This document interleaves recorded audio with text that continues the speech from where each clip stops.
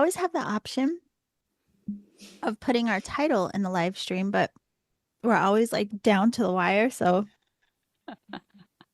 I end up having to change it.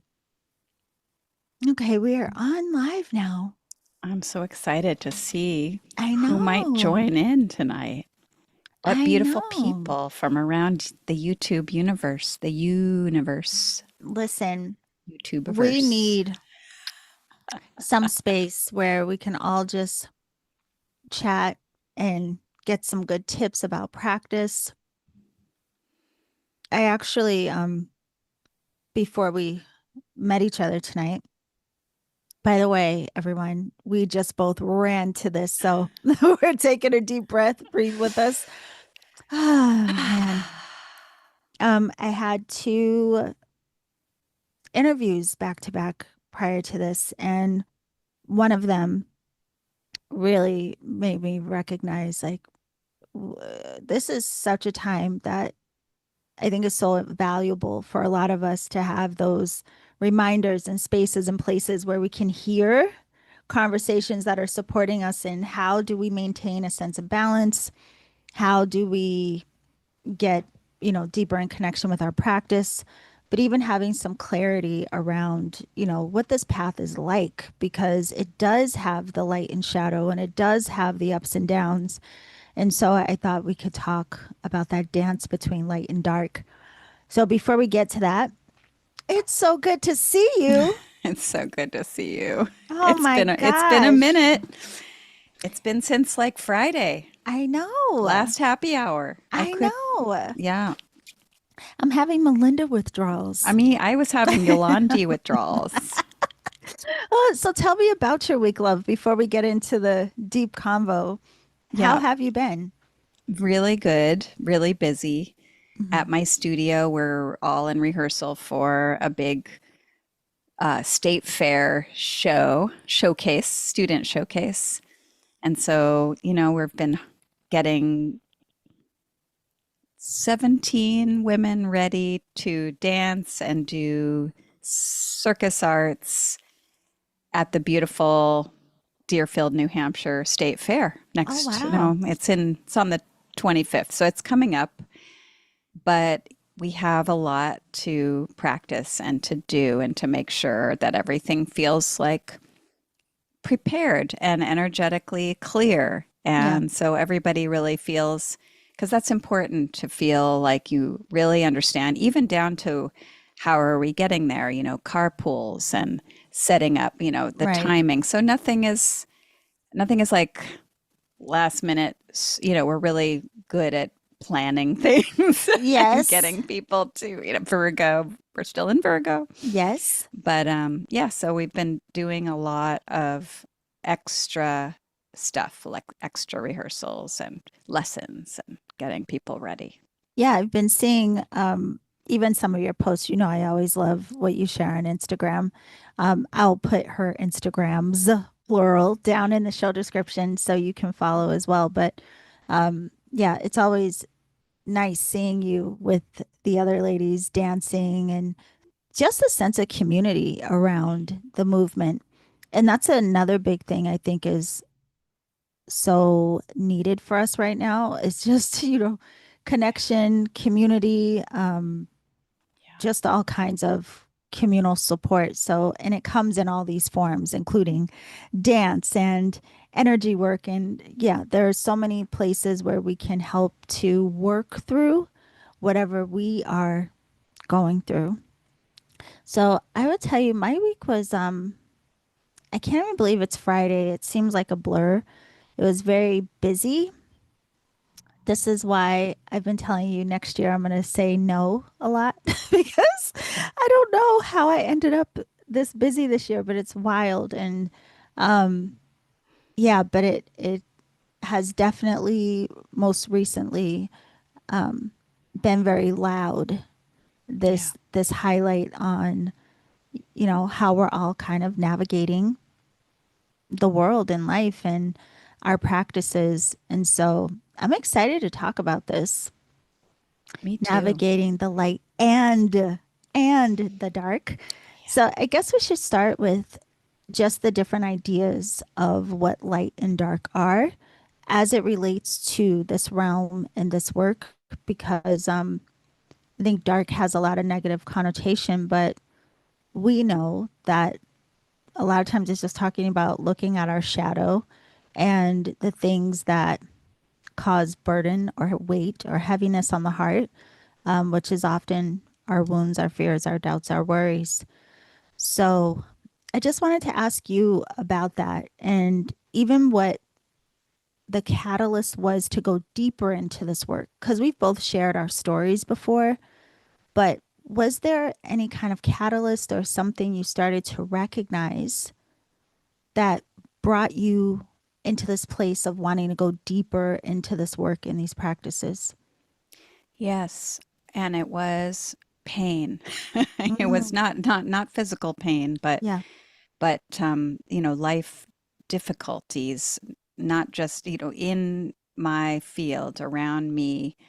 And I think that probably is the case for, many people who start out. It's like something feels untenable, something feels just a sense of tension and constriction or I just was noticing myself in a new way at some point. Yeah. And I did have a catalyst in this very profound catalyst of light and dark, which were, having someone very dear to me diagnosed with an illness that has no known cure, Lou Gehrig's Wow. disease, Yeah. and very, very deeply sad, uh, experience. And this person was my age exactly, pretty, born in the same year, and loved him so much. And at the same time, I got pregnant for the first time. And so I was really, really in the thick of life and death issues and kind of having that moment of like, okay, like here I Mm, am, what to make of all of this. It was not something I was having a lot come up that I couldn't repress or ignore around like how to proceed differently with my life. yeah. And so that was pretty much it. It was just like, literal life and death was kind of right there to speaking to me, and Yeah. saying, okay, and what what are you going to do about it? Yeah. Yeah.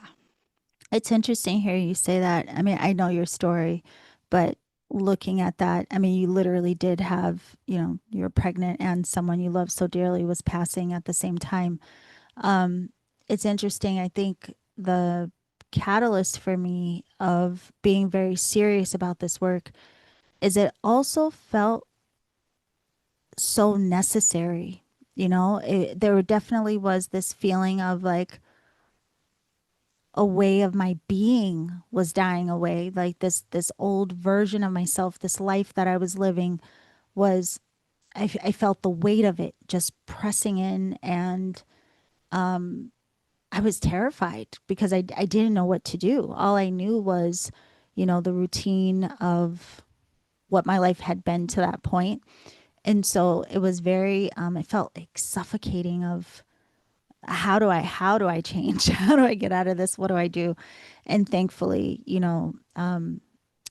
some things were recommended to me like meditation and Reiki. And then once I started practicing, it felt like a light switch went off, and it was very exciting. And that's one of the things I wanted to talk to you about as well. There is this thing at the beginning of this path and in this work that for many, there's usually a catalyst of discomfort, whatever that may be. And then we start exploring whatever system practice it may be. And it seems so light filled. And all of a sudden, there's this like feeling of hope or possibility or curiosity that cracks open. But not long after that, a lot of us will encounter then being slammed into what many may call the dark night or the illumination of the soul. But there's this redirect all of a sudden that happens into this shadowy place of realization. So I wanted to ask you about that because there is, this balance, this dance of light and dark. We're in the realm of duality. And I think it's an important thing for people to recognize because it can sometimes be confused that this path might be like a way to escape the dark, right? Yeah. And it really comes down to integration. But what was that like for you? So you had this space of your birth and death, light and dark. And again, did you start to recognize both your own light and shadow? What started to happen for you? I started to feel this drive to find myself in a new way and in a new place and understand myself. How did I get to where I was? Yeah. Um, and I started to trust my inner knowing in a way that I hadn't before and kind of became dedicated to listening to my heart Mhm. and trusting the images that were being presented to me as intuitive guidance, even around like what to do. Like it was a crisis, in a lot of ways. And uh, but what happens is you. I knew I just, in my case, it was like it prompted a lot of life change. So I was leaving, my partner, and that was, a huge, um, and it was a huge step to take, and I did not do it lightly. And I'm a very responsible person, and so I'm trying to look at it from all angles. And like, I'm getting help. I'm getting, in therapy and counseling together, and starting to process all of these things, but also allowing myself to go, no, I really need space for myself to figure out who I am and how do I want to proceed. And Yeah. I deserve this opportunity for myself because I've never given it to myself before. And with harm to none, with not a sense of like villainizing anyone. I was like, I need to do this. Now, there were, after I took steps on my own behalf, there was there were moments where it was like I was very appreciative to, what to myself Yeah. for like kind of doing what I did to um and so there was light in that sense of like a whole new room opened in my life, and spaciousness as well as a physical place where I was like sitting, I could sit with myself and like listen in silence. And I needed that. Like I just, it was just, it had been a really hard set of years. And so there was that light. It was still had a lot of shades of gray and everything like so.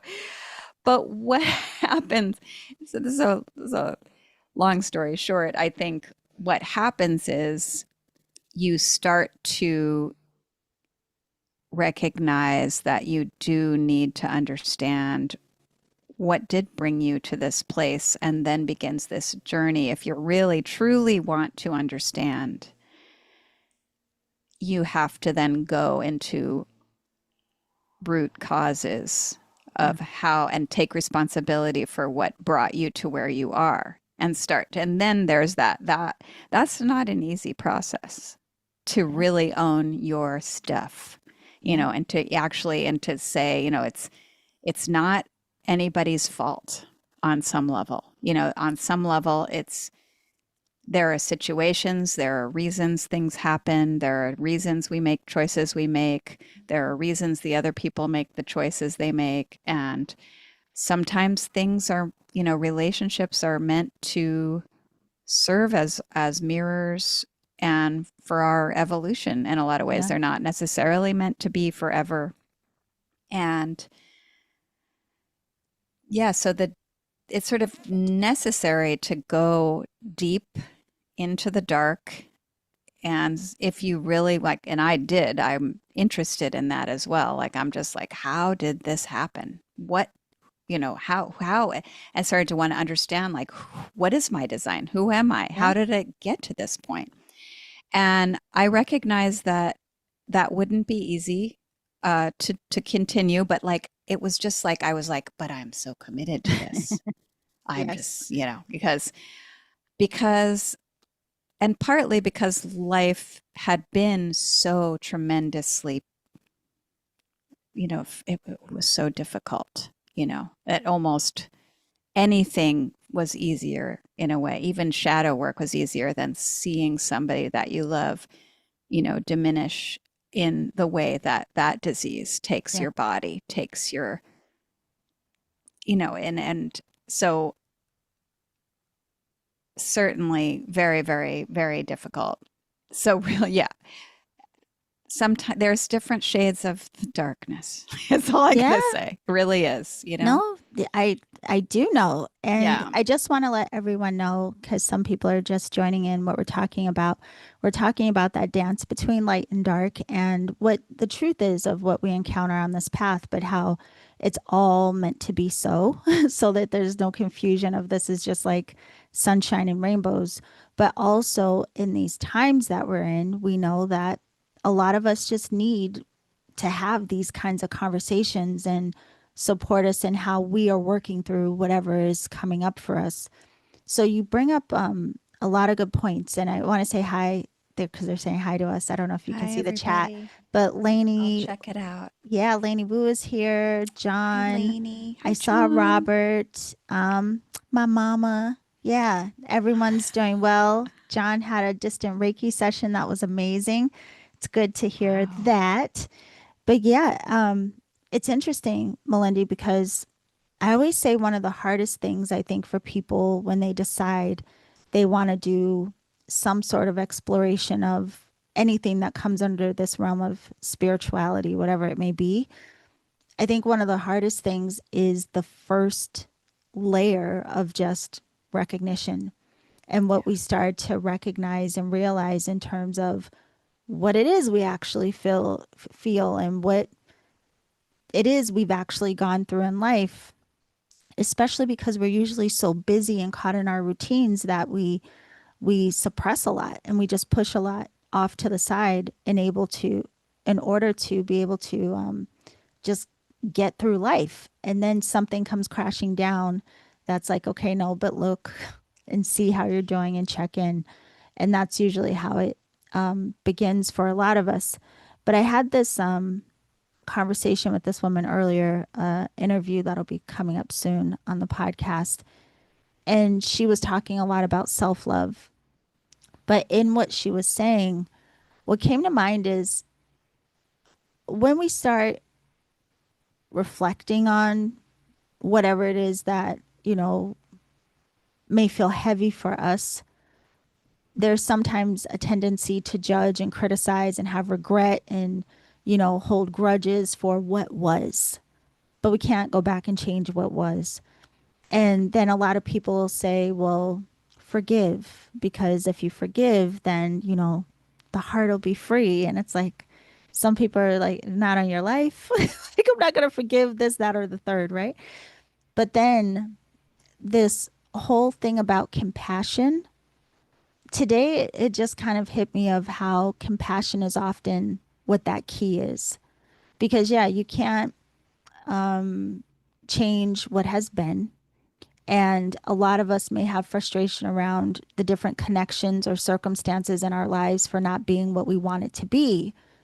But when we step out of our attachments, we can look at people in our lives, we can look at situations, and maybe have more compassion for we're all going through it. We all have stuff we're dealing with. We're all trying the best that we can.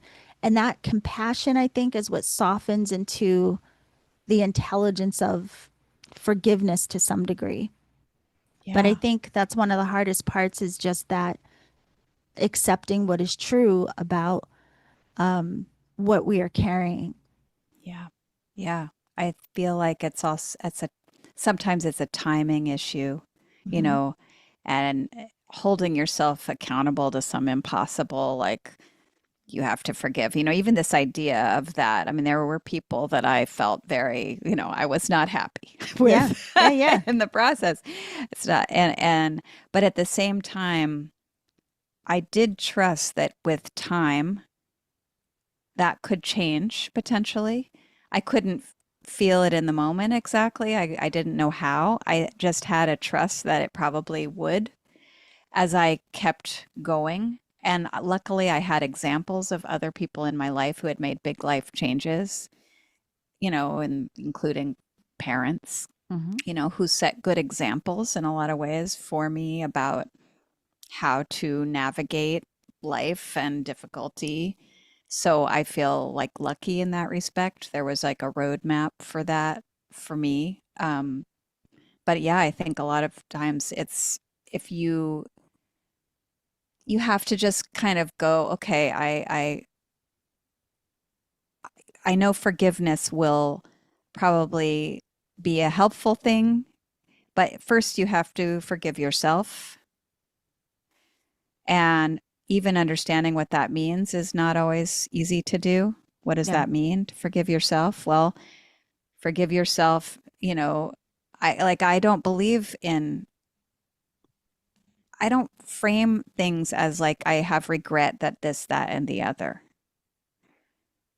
We're all just like sweet, souls trying our best, in life to with the tools we have. I mean, that's cliche, but that is true.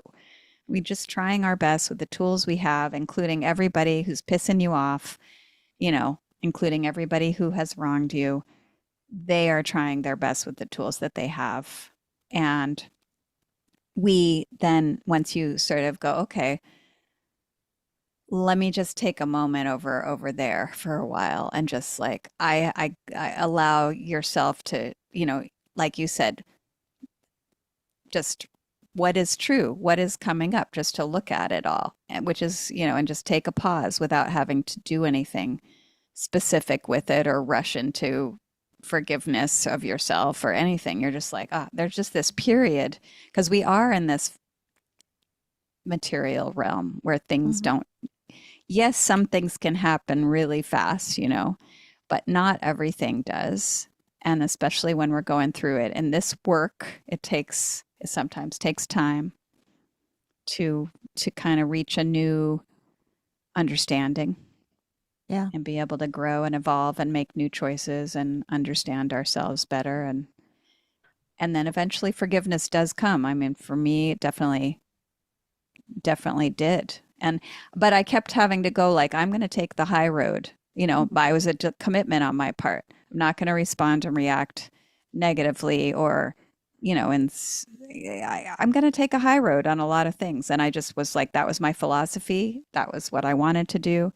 And I did it for many, many things. Yeah.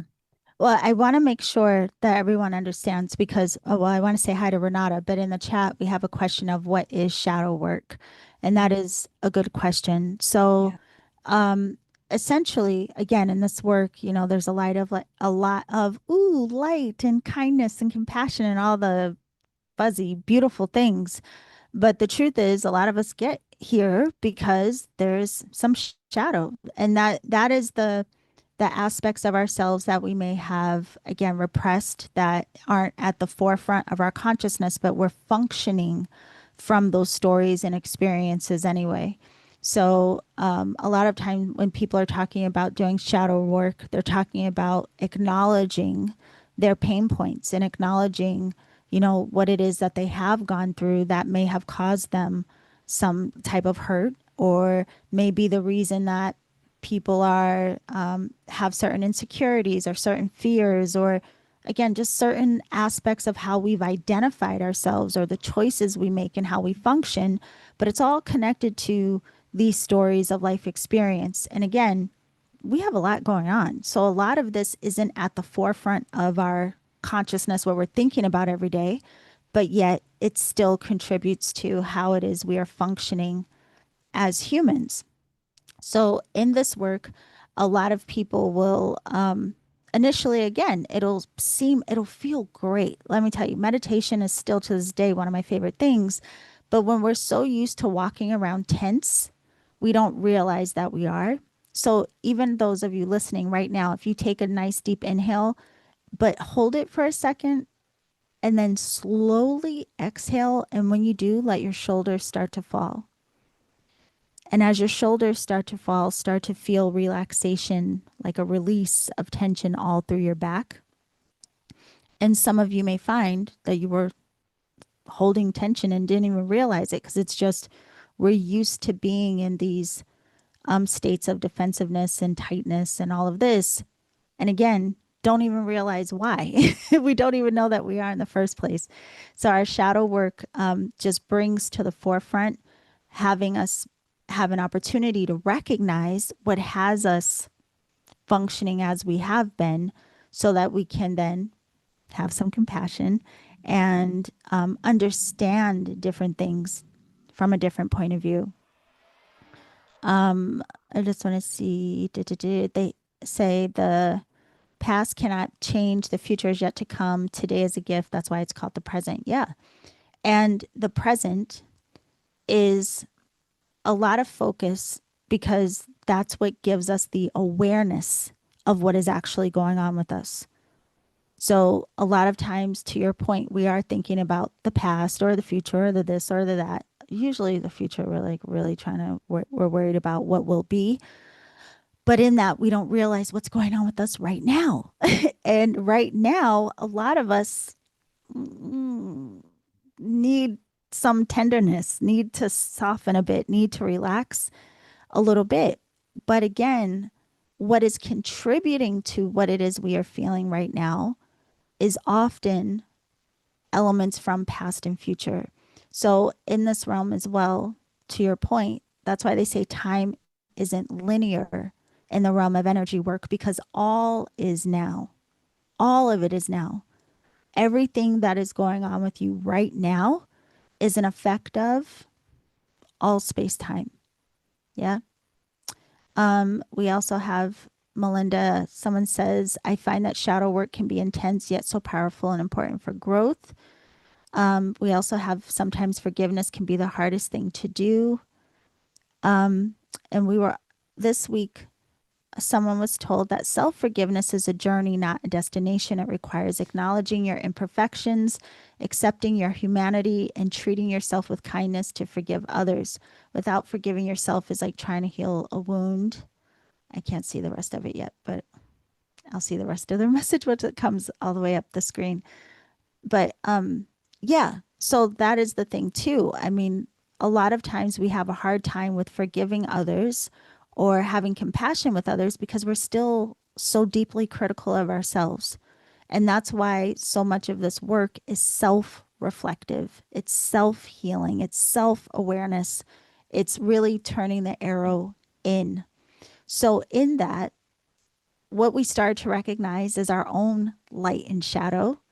And in this realm, it's often referred to as our higher self and our lower mind, or our higher self and our ego, whatever.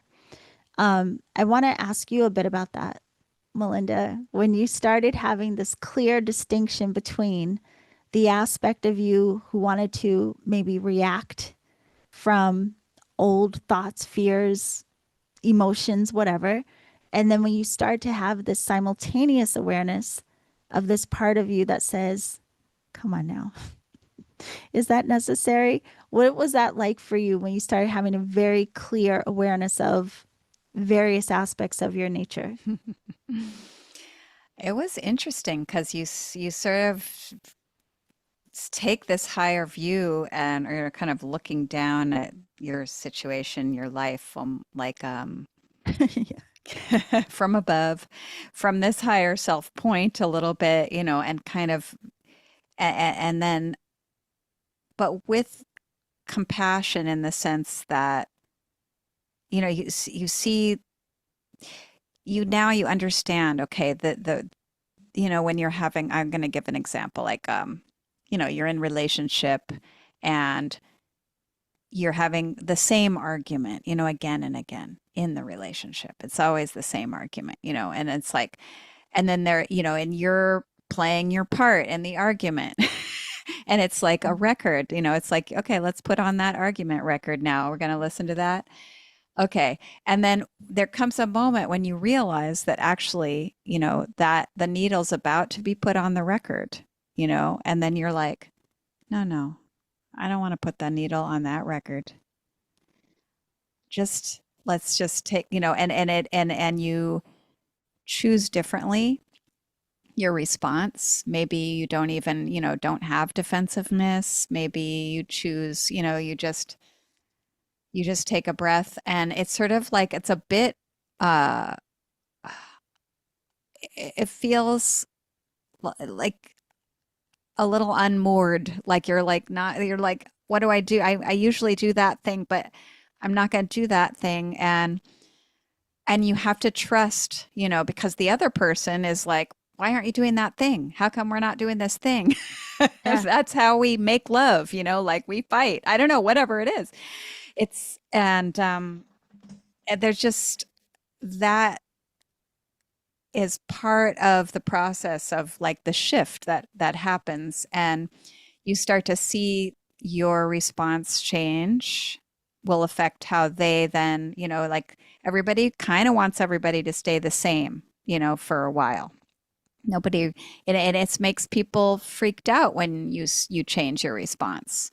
And they're like, no, no, go back to who you were. Let's have this fight. It makes me feel more familiar. But you've started to realize, no, we're having this fight because that's what I accepted as just a normal thing. That's how I grew up with this kind of fight. That's how I'm supposed to react and respond. I'm supposed to defend. And you're now sort of, that's cracking open, and and that's where that's like the moment of, in the tower moment where you're just like in a free fall. I'm talking about the tarot card.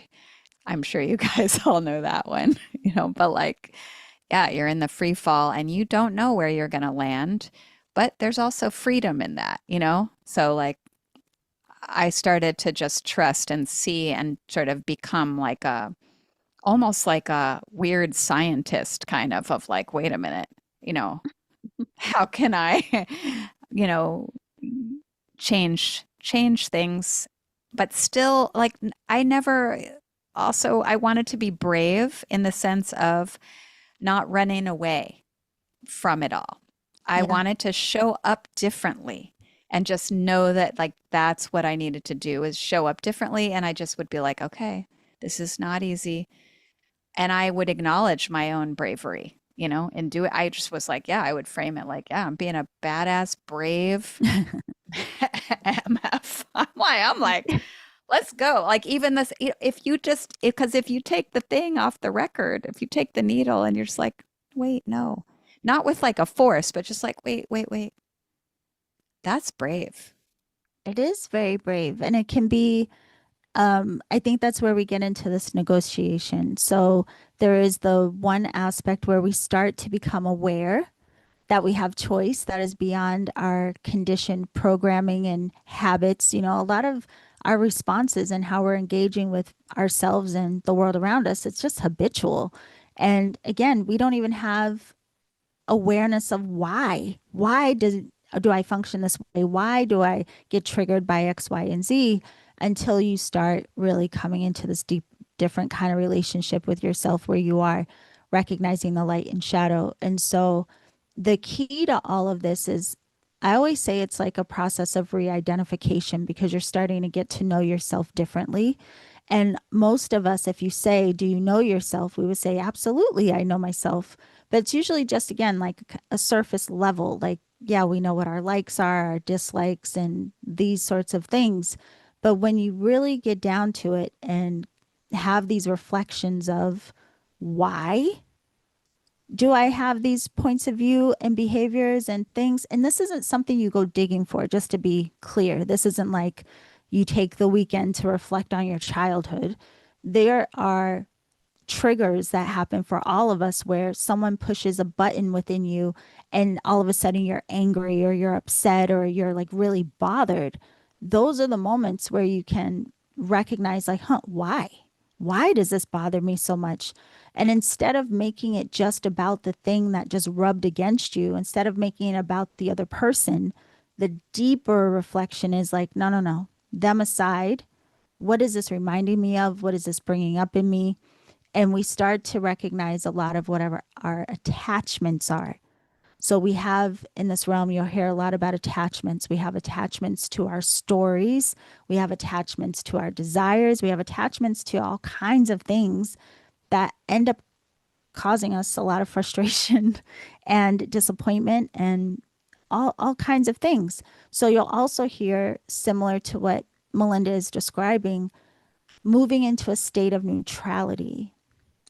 So, what it means for us to move into a neutral state or to be a neutral observer is that, again, we step out of our old judgments, even for a moment, to say, if I step out of my feelings and my old automatic story around whatever these things may be, and I look from a bird's eye view, what is the whole story? And for Melinda's example, again, like if we're in an argument with someone, the same old fight, here we go, right? It's not just you that is stuck in behaviors and stories and triggers, so are they. And that's the thing is, a lot of times, again, we are so consumed with validating or understanding our own stuff, but then just wanting to point the finger at, well, they're crazy and they're wrong. And again, outside of the attachments and the stories, we're all human and we all have stuff and we're all being triggered and we all have a lot going on. And so, from this neutral lens, it's kind of just getting to the bare bones of that. And that's where we can start to have more compassion of like, yeah, you know what, human, this is rough.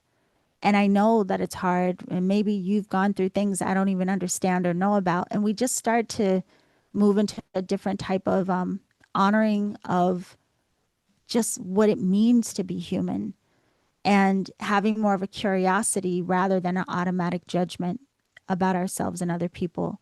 So before we go deeper into this, because we still got stuff to say, I just want to go to the chat. Are you ready for this, Melinda? I'm looking All too. right, we Yeah, yeah. have without forgiving yourself is like trying to heal the wound by covering it with a bandage, but neglecting to clean and treat it properly. True forgiveness begins within. We forgive ourselves. We also have we release the weight of guilt and shame, allowing us to extend compassion and understanding to others. Someone, M squared, put the Gokai in here for us. A beautiful reminder. Lainey Wu says, love the record analogy, Melinda. That was a good one. John said, it's brilliant along with the reference to the tower card. Yes, that free fall is something, but we're being liberated. Um, Lainey Wu says, being aware within the triggering. Yes. And then John said, also, a lot of people feel they are responsible for how others react and they take on that Right. guilt. Yes. Yes, that's And true. so, even with what you all are saying and what is coming up in conversation, we see how complex life is, how, how complex it is to human. Yeah. And we all have feelings, emotions, and things we're trying to figure out. And so, just at that bare minimum, it's like, why not ease up on us for a minute and just for a second have that consideration of this isn't necessarily a walk in the park. Okay. We have good days, we have great days, and then we'll have those moments where things slam us into a story, a feeling, a something that's heavy. And so this work of recognizing the aspect of us that is hurt and at the same time recognizing the aspect of us that is just love anyway. There's a part of you that is this incredibly non attached, loving, beautiful, intelligent being, even though you also have stories and you still have a lot of other stuff you're carrying. So that's what this dance of light and shadow is when we become aware of all of these aspects of our nature and we can love and practice loving ourselves through it all anyway. So once we start to become aware and maybe we have gone through, working on being more compassionate and trying to understand things from different perspectives and all of this, that's part of the transformation, the work that you always hear people talking about. Then there comes the conscious choice. We become consciously aware of like the angel and the devil on our shoulders. We become consciously aware in the moments of our life experience of how am I going to choose to respond to whatever it is I'm being presented with. And that's where there's also this beautiful dance because sometimes you will choose, like, you know what? Like Melinda said, I don't have to put this needle down on this record. Sometimes that'll be your choice. But you also have to be aware that just because it's your choice doesn't mean it's theirs. And still, that's why you have to recognize who are you doing this work for. You're doing it for you, and you can't expect that others are going to want to do it too, because that's not even your business. If you're doing it for you, then do it for you. But you're also going to have the moments where you're aware of the choice and you say, F it, I'm not going to respond in kindness right now because I'm mad and I don't want to. And so then there's that, like, but it's the honesty of recognizing your own light and shadow and coming into relationship with the truth of what is going on so that we can go through the process of what we may call healing, transformation, alchemy, all of the things. So I want to ask you about that, Melindy, the tug of war. Um, How do you deal with that now? How does this show up for you? Do you have those moments where you're like, oh, you know what? Let this needle fall on this record because I got something to tell you. Yes, yes. I think sometimes that is important Hmm. to put down the needle, but like I don't want to like it's not for scratching it all up, it's like usually I'll put it down. Yeah. But I'll I guess sometimes it's important. Yes, I'm not saying like to evade conversation and just Yeah. kind of rise up and be some kind of like neutral saint, or like blah. But, because sometimes you have to express your anger, if that is the right thing to do. Sometimes like, people it's just there's different kind of textures to fire, that I think of the anger, right? Fire. And I don't want that fire to be consuming me as I'm expressing it, out. Like if it happens, it happens, and then Hmm. there's ways or, there's ways to both kind of regain equilibrium after that and repair. I mean, there is nothing that in a way while we're living and even not living that we can't kind of ask for forgiveness or say, gosh, I'm really sorry I'd had that reaction like that. That was not my intention. Yeah. And so we can do these kinds of things, and we can express from our heart, like how we really didn't mean to do that. And we're sorry that we hurt them or, and that we're really would like to try to change and be different. All of that is like, we're not perfect. Like nobody is perfect. Nobody should be held to that level of perfection. It's all an ongoing conversation, Yeah. and it's just, but as we go and do the work of understanding ourselves better, we do start to go, okay, I used to respond and react in in this way because I was trying to, like, I really wanted them to understand my point of view. They really need to see, why can't they see my point of view? Like Yeah. you want to be understood, you want to be loved for who you are, and you want everybody to agree with you. Well, that's not going to happen. No. you know? And so then you go, okay, but sometimes you do need to go, well, this is the way I see it.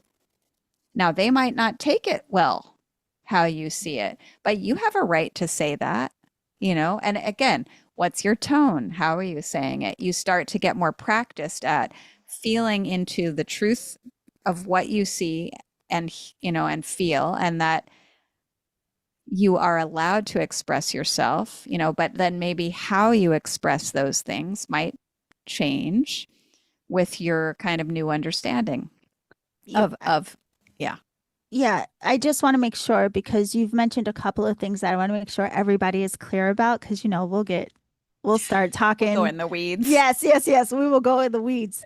Um, so one of the things that you bring up, you mentioned fire. So I think it's important that we should probably break down our elements. So in this realm, when we speak of our elements, we should probably break that down. Yeah. Also, you talk about doing the work.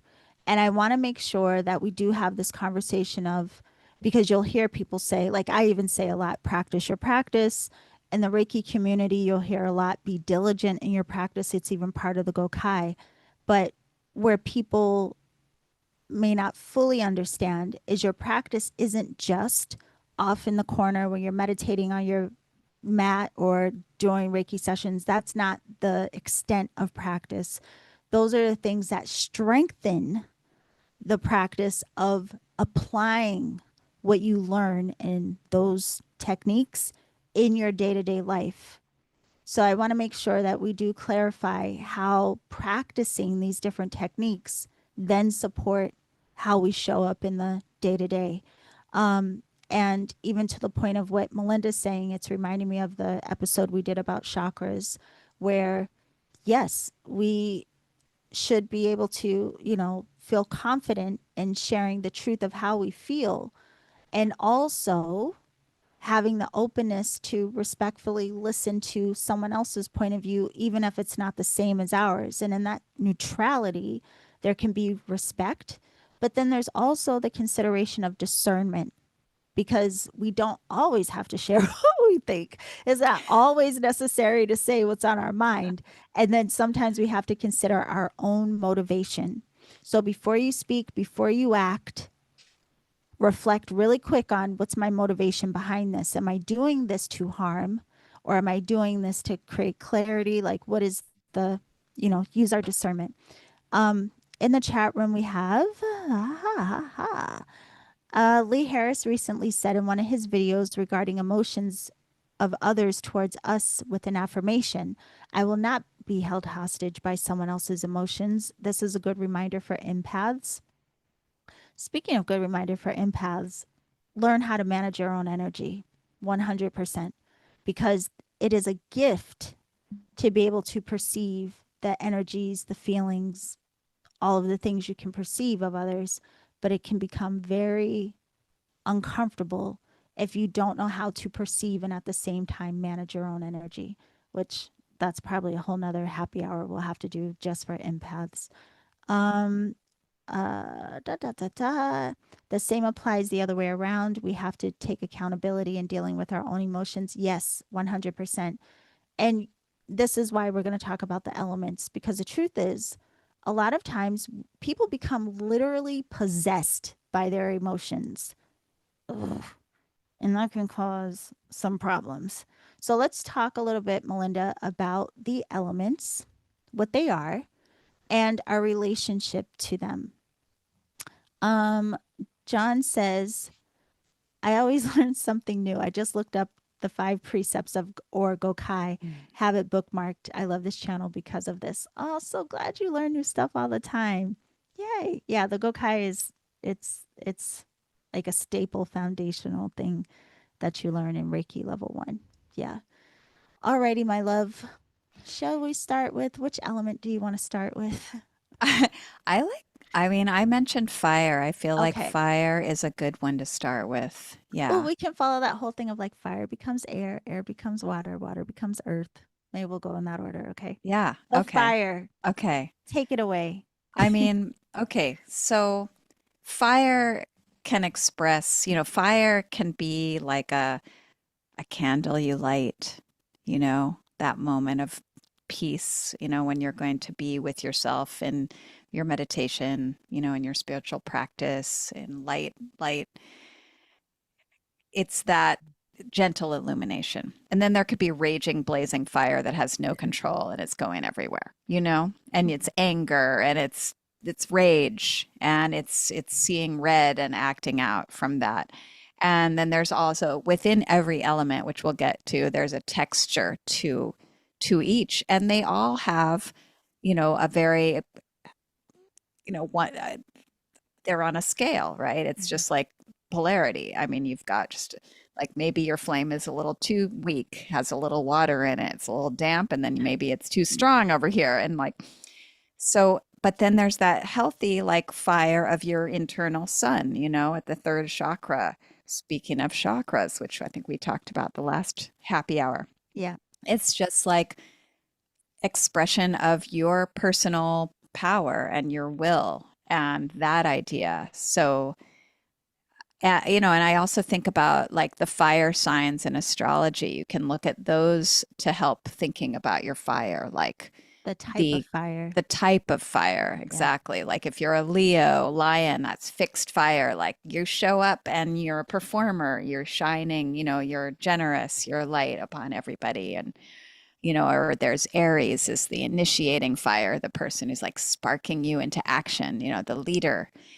And then there's the mutable fire, which is the Sagittarius, who's like off having adventure, A wander, little like wildfire. traveling fire. But like a lot of fun can happen out of that, the dance of that. So, yeah. What do you feel like, Yolanda, with fire? Yeah, so I just want to make sure again, because in case anyone isn't familiar with this, the elements in nature are a reflection of our own design and makeup. So we are of the elements, and we have these kind of metaphors and analogies of how the elements of nature are also expressed through us. So fire is often considered like that essence of our life force. It is that illumination, it is our drive, our will, our determination. And like what Melinda is saying, we might as well do this with all the signs, by the way. There are different characteristics within all of the elements, but the point is that we all have them. And so to really understand the nature of your own elements, because that's really what's important. What is your relationship to these elements? And so, like she said, is your light or your life force, your relationship to fire, like, is it there? Do you have, um, you know, do you want to hide? Do you allow people to see the light that is you? Do you have a presence? Just like she related to the solar plexus, we were talking about last time that when we sit and we slouch, you're literally crunching down on your internal sun. So your fire, I mean, you think about the quality of literal fire, and yes, it is illuminating and it has the power to warm, but it also has the power to burn. So, again, what is your personal dance and relationship to this element? Are you ferocious with your fire? Do you tend to have, a temper? Does your fire run wild? Do you not have control of your fire? Similarly to what Renato was saying about our emotions, which we'll get to water, but it's the truth with all of the elements. We can either be excessive with them or they can run low, but there's a happy medium and balance. And the truth of the matter is, a lot of us are tend to have, I want to say, more of a relationship maybe with some of the elements over the other. Let's see. Mish said, "Do we spark to have fire? Do we need do we need spark to have fire?" So it's life force. So we're all inherently built in with the intelligence, the nature of fire, and that it is the life force itself.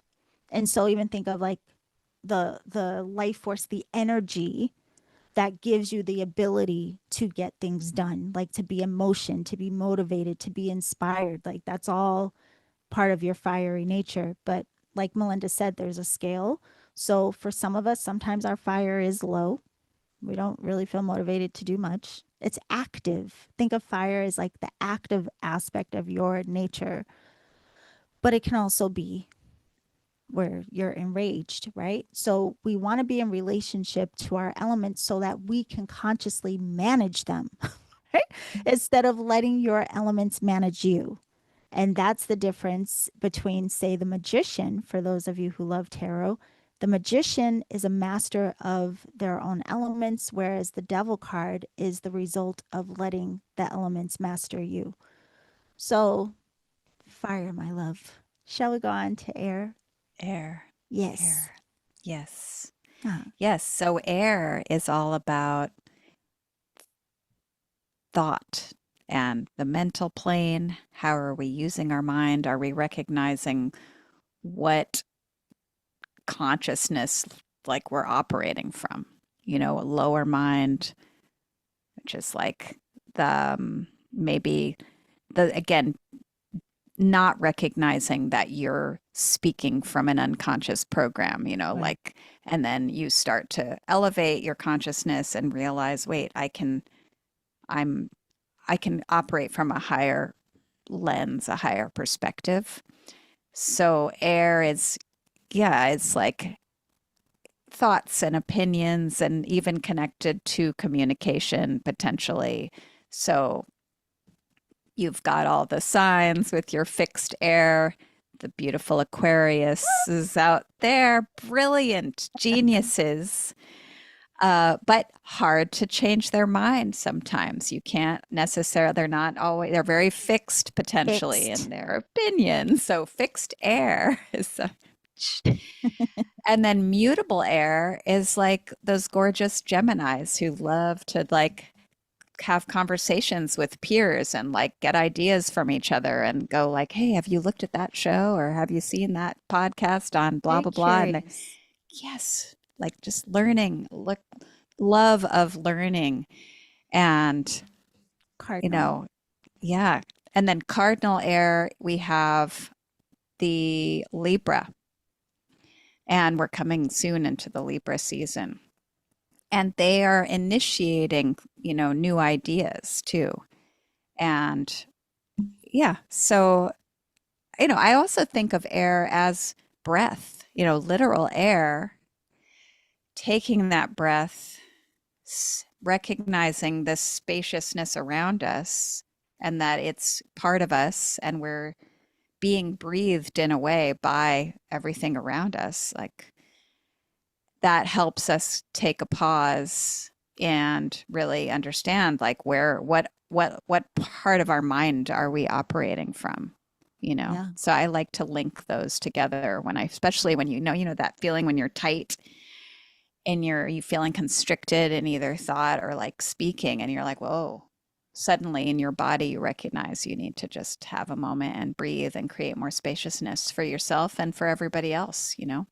Yes. I want to say to John specifically, since we know this is our tarotist, how are you using your sword? But yes, so air, it is related to our minds and our consciousness. So like we speak about fire, that's literally like our life force, our will, our drive, our determination. It is the energy itself. That is like the battery that you're running off of. And so the air, the mind, and just so you that you know, oftentimes fire, it implies a presence of air because fire needs air to breathe. And air relates to mind consciousness, as Melinda was saying, but really think of how important it is to recognize your relationship to this element because your mind can be very rigid and you can be very attached to certain ideas or thought forms, which cause us to be very limited in our views. And it can be so, I want to say, restrictive. You know, like imagine if you were fused to learn. Like, man, what trouble we would be in humanity, right? And we also see that when people are so rigid in their ideas, their mind, their thought forms. We see that we can't even have adult conversations without it being problematic. And now fire is starting to be thrown all over the place, right? So our relationship to air is, well, all of the elements is crucial to how we live. But the mind and your air is really the foundation of so much because, you know, it is your thought forms, it is your beliefs that fuel your fire. It is your thought forms and your beliefs that fuel your water, even like how you feel and how you act, how you behave. All of these things are contingent upon the nature of your thoughts. So you do want to kind of have, again, like we said in the beginning, this relationship to ourselves are so important to understand. Even why does my life look like what it looks like? Why is there so much repetition? Why are there certain things that tend to work for me and tend to not? Well, what are my stories? So a lot of the thing with the air, it's interesting. We can recognize it in what we think about. Like what do you tend to think? What tends to be the direction of your thoughts? But also what do you say? Because a lot of what you speak reveals a lot of what you think, and a lot of how you behave reveals a lot behind what you think. So listen, if you want to start playing with your elements, air is definitely a great place to start because it affects, I mean, they all affect each other, but that one is, oh, man, so detrimental to how we function. Any other thoughts on air? Well, as you were saying that, I just was thinking about like sometimes when you're starting a meditation practice Yeah. and you just are like and some people have the idea that you're supposed to like empty your Oh, mind, right. Yeah. but which is really not possible a lot of times in the, It's a good goal. You can it's a work your great way up goal, but like to it. the brain is conditioned to think. Like we are conditioned to have thoughts and they almost like just spontaneous, like there they are, there they are. And so the actual practice of meditation is just like be a neutral observer of whatever is popping in and not to believe them necessarily or follow them all the way somewhere. Like just like watch them like trains going by and be like, "Hey, thought, I don't know if I really need to be having you right now. we don't do we Yeah. I don't know if I need to have a nice chit chat with you. I think I'll let you go and maybe, little by little like more actual air comes in, spaciousness, Yeah. between those thoughts. Well, that's the beauty of coming into relation with our elements because we do again this dance between light and shadow. And when we start to first become consciously aware of our thought forms, it can be shocking sometimes of realizing what we just automatically think and believe that we didn't realize was so conditioned. But to your point, meditation is a beautiful practice of coming into relationship with your air because you do at the start, like Melinda says, it trains you to not be attached. Because this is what happens. If you get attached to a thought, an idea, or a belief, you're probably going to react to it. It's just that simple. So, say someone says something that you don't like, and you're automatic because of your attachment to whatever you believe is so strong that that thought, all they said was something, and then all of a sudden it fuels your fire, and now you're ready to just like lay into this person. Whereas when you practice meditation, you observe the thoughts that you have, and without the attachment, they can move, but that also keeps your fire from flaring. That also keeps you from being reactive. So, this is part of what we were talking about earlier of those practices over there in private really benefit how we show up in our regular life. Um, let's see, we have John says, like shifting seasons, we embody different elements earth, fire, air, water, adapting our nature to the changing moods and moments of our lives. We are not one fixed thing, but a fluid mix of, yeah. And it's all about, finding balance within all so that all can work together in a harmonious way. We have passion, stability, intellect, emotion, constantly in flux. That's my simplistic view. I mean, it's an accurate view, but that's the whole thing. These practices are just like, how can I, because we are designed to be the managers of our elements. However, we often aren't taught how to do that. And so the elements do become what governs us. So we become just kind of like, you know, again, automatically reactive to the nature of our thoughts, our fire, our water, all of these things. But the truth is, once we get present and in a deeper relationship with ourselves, then we can consciously then start to manage how all of these elements are flowing. Renata says, as someone with a lot of air in my chart, other elements help me balance thoughts when they're starting to unground me. And yes, meditation and focusing on breath helps with that too. We also have walks in nature are great for me, and I'm doing that now as we speak. Oh, glad we're in your Oh, pocket.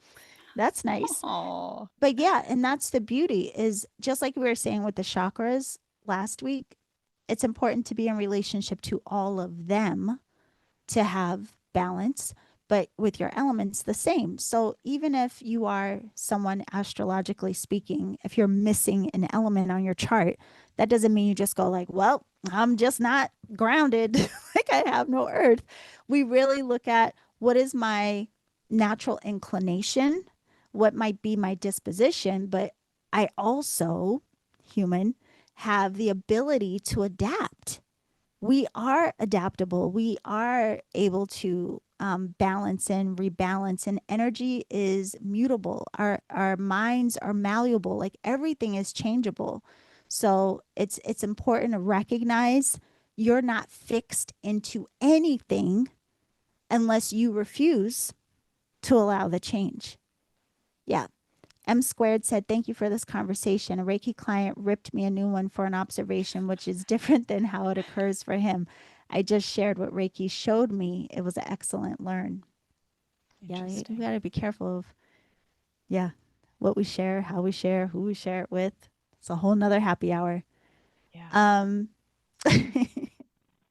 okay. So air, water. Water. Talk about water, Melinda. Water is my baby. Okay. The boom boom. I Just so you know, for those of you who are lovers of astrology, Melinda and I are both Pisces moons. All right, go That's ahead, baby right. love.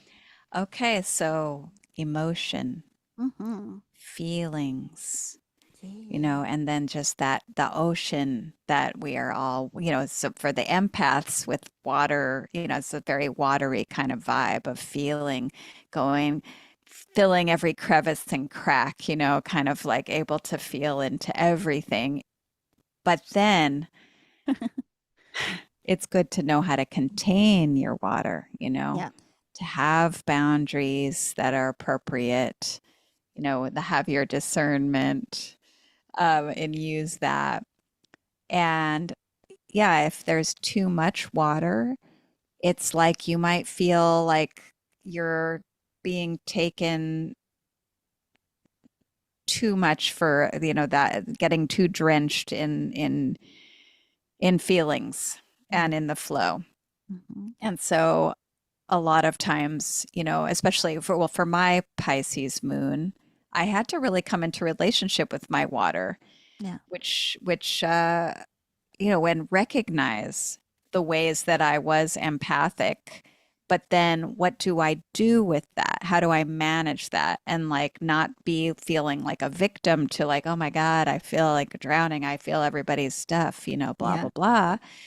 But to go, well, I have a Virgo sun who helped me, use my, we'll get to Earth later, but like who helped actually go, wait, let's have a practical consideration of like, okay, this is a gift that you can feel these things, but it's not great to get swept away and the others, perspective, or their emotion. You actually can have a little bit of a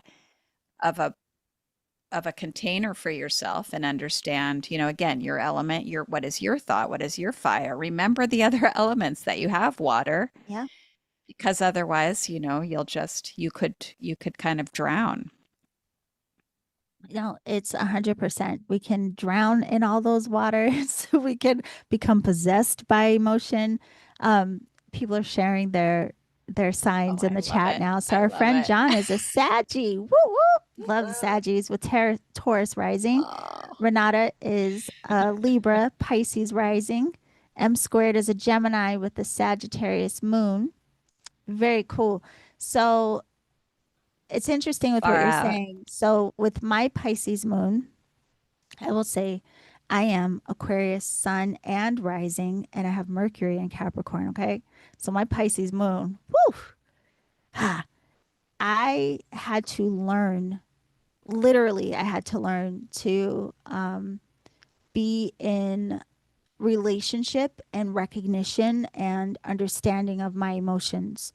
So, because I didn't really understand them, I was such a logical person. I mean, I still am, but I was such a logical person that, like, even if you asked me how I felt, I would probably describe something from the lens of just, my analytical and not really tap into a feeling. And in part, Mom, I'm sorry if you're still here. I blame her too because my mom is a Capricorn, but she raised me very kind of like in a no nonsense way of like, nobody has time for crying. Like, pick yourself back up and like, let's figure it out and move forward. And that's who she is. And in a lot of ways, I know that from her lens and her life experience, would be beneficial for me. However, it wasn't until I started in this work that I recognized like, oh, there's a whole palette of emotion here that I'm unfamiliar with. And because I wasn't familiar, the only thing I did recognize is if I was angry. So it's like I didn't understand if I was sad or hurt. Like, what does that mean? I don't know, but I could tell you that it pissed me off about something, right? So there's this whole texture of our experience that really our emotions help us to understand. And so it's very important to be in relationship to our element of water. One, because you'll hear people say our emotions are messengers, which they are. They do carry wisdom to help us understand what it is, how we're perceiving our experience. But also, how can we be managers or govern something that we don't even recognize or realize, really? Yeah. So being in relationship to our emotions is an incredible thing because it does offer a different layer of understanding ourselves and other people. It does soften a lot of that judgment and critical potential. But again, it can keep us from just allowing emotions to become overpowering and then be the foundation that we act from. Listen, that balance between mind and emotion needs to happen for all of us because some of us we can be too logical and not seem to have the emotional component and vice versa. Some of us can be too emotional and not have the logical component. And so we can really see when we step out of it and look from that bird's eye view again why it's important to have balance in all things, but also the gift that they all provide and what they all help us to understand. What's coming up for you, Melindy? I was just floating away in my water raft. No, I mean, I was really feeling into, as per usual, I was kind of getting ahead of myself because I was starting to feel into my body because Ah, Earth is calling. earth is calling, but like Mhm. I feel like emotions do live in the body in different ways Yeah. and places, and it's really a helpful tool to feel where in the body emotions are coming from. Yeah. So just go. Let's just jump into Earth. I love this. Yes. Go ahead, body. Okay, body. Okay, I mean the body is so such an incredible instrument of like wisdom and knowing and really being with your body and not abandoning it and just going into air, is really important because is an important messenger for us, and it's an important translator of, and it contains all the elements. I mean, Yeah. that's the thing about Earth. It's the container of all, like Mother Earth. It grounds our fire, it grounds our air, it grounds our emotions. So, it's so important to have that relationship with body that really helps balance everything, and stabilize. And we are here in form. We are spiritual beings having a physical life experience. And we are, this is our gift. The body is our gift of this plane. And yeah, I'm a dancer, so I'm very connected to body. And I appreciate like uh, the full body intelligence of everything. Like there is nothing that your body's saying, like even down to like a little boo boo on your toe, that actually, honestly, I go there. I get it's calling for your attention in a certain way. Yeah. It's like you're not supposed to ignore and repress even those things in your body. Like I love tuning into the tiniest detail. So I could go on and on and on about body. Yeah. But my sign is Virgo, mutable, for the sun sign, mutable earth. And that's really being adaptable and looking at the health of the body and day to day practical um, things, and being discerning about choices, and purifying and always upgrading your routine, like, so it's health and well-being, kind of. That's my zone. I love that stuff. And then, yeah, and then like those beautiful bulls, the Tauruses. I know we have some in the chat. Hmm.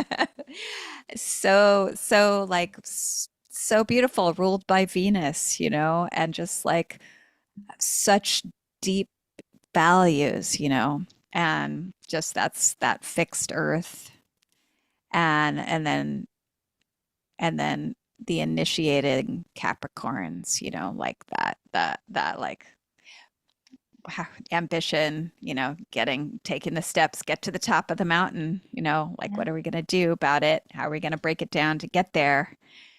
And but also they're able to like delegate, you know, to others, not just do it all themselves, Yeah. which is interesting. But yeah, I mean, earth nourishes everything. Yeah. So we really have to be in deep consideration for our earth. I really believe in doing some form of like mind body practice to really help us harmonize. Like I do qigong every day, which is like breath and movement together. And it works with energy. It sort of sets and your energy field in a very, you know, it balances and smooths and cleanses and clears, and it's just you channel heaven down to earth and earth up to heaven. I mean, it's fantastic. So that's Should do an my infomercial for I'm Tai to Chi. talk about. I It's know, I'm like, it's fantastic. fantastic. No, it Ooh, really is. You do it but for Tai Chi, I'll do it for I meditation. know. But the Yeah. thing is, I love that you bring up the component of earth really is the container of all of the elements, and we'll talk about the fifth element as well, ether, um, and aura labora. We might as well knock that out. I think it goes with what we've been saying, but I don't want to forget because we did kind of glide into water. I mean, into earth. For everyone listening, don't forget to observe your relationship to water, your relationship to all of these elements, but notice your function within your emotional space. Like, are you someone who represses your emotion? Are you embarrassed by emotion? Are you uncomfortable when other people express in an emotional way? Or what do even people tell you?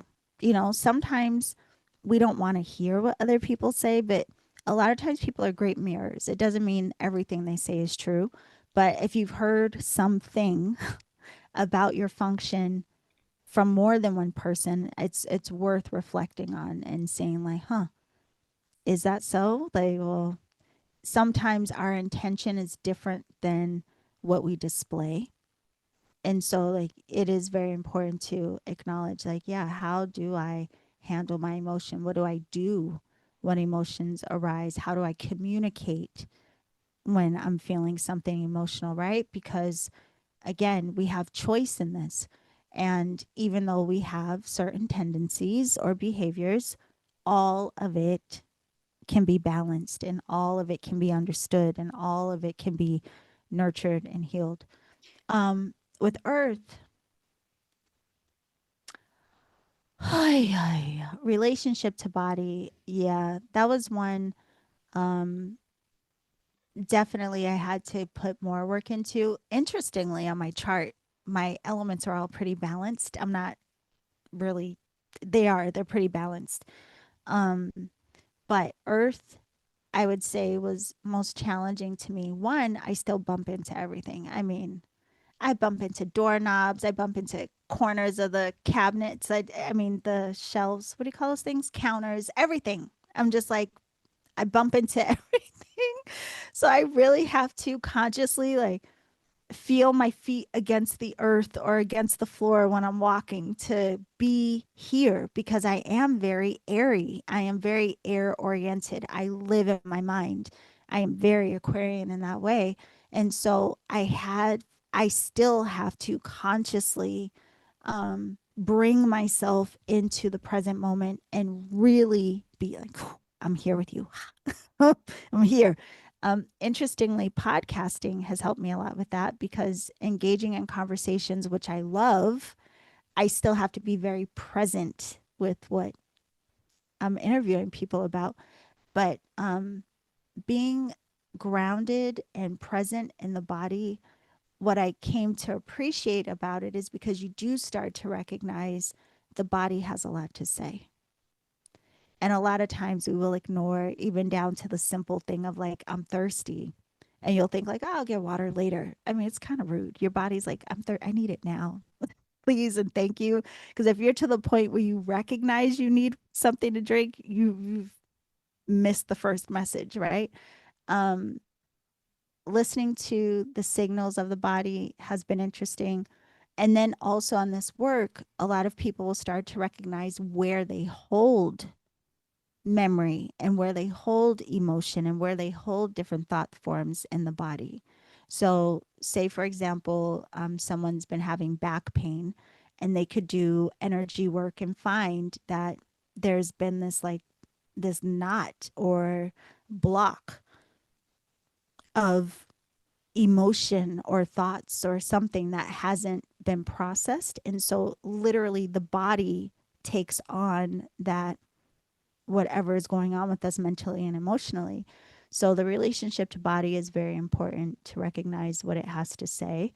And I think Melinda mentioned in the beginning, I mean, it's the thing that helps us navigate this earth plane. So there's so many beautiful reasons of why relationship to body really matters. So we will go on to ether because I don't want us to run out of time. Can you believe we've been here 90 minutes already? Whew, No. no wonder my throat is like, Listen to your body. I know, I'm Have a sip listening. of I'm water. listening. Whew, water break. Mm.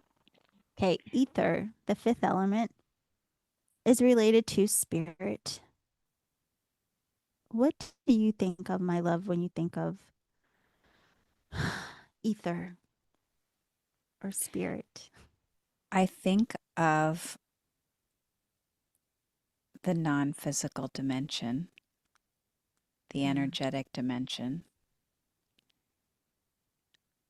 I feel that it's a connection to a greater all, that is also us. mm. And that's what comes to mind initially. I mean, I think of your energetic alchemist oracle deck, which has the beautiful, like, ether is like at the center of all of the elements. Yes. you know? Yes, that's the back of the cards if The you've been back of the card, listening. the front of the cards, I have the mystic right now, but but she's very Mm. connected to her ether, you know. Yes, She's yes. really listening and she's feeling. So, you know, for me, ether is like that that spirituality Yeah. that we come to. What is our relationship to spirit? Hmm. Yeah. Is that do you are we just material, you know, are we just earth, air, fire, water? Or there's something more. There's Yeah. something there's something else. And you know, it's understanding how all of these elements, you know, I think it helps us harmonize. That it's that awareness, that greater awareness that helps us harmonize all the elements and bring them into balance so that we aren't living in the extremes of the light and the dark, bringing it Mhm. back to what we started with. But we're operating from, like the magician has a, you know,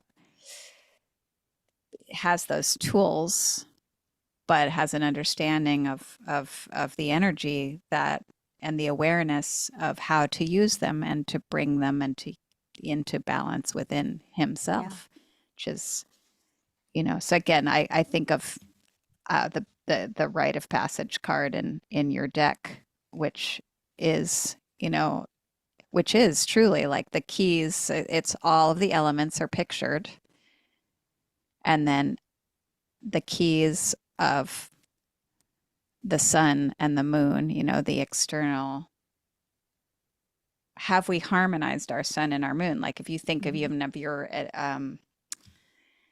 astrological signs of sun and moon, you know, we usually I remember being like feeling like my signs were everything about my chart was like, okay, that's very separated from each other.